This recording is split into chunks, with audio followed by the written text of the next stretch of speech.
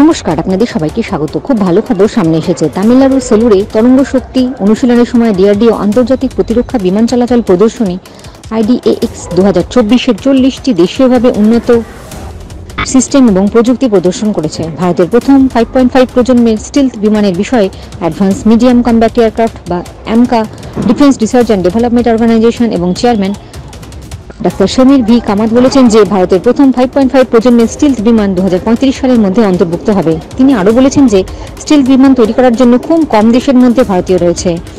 Doctor Samir V Kamat বলেন, আমরা এখানে আমাদের কিছু পণ্য প্রদর্শন করছি যা বায়ুসেনার জন্য অত্যন্ত প্রয়োজন।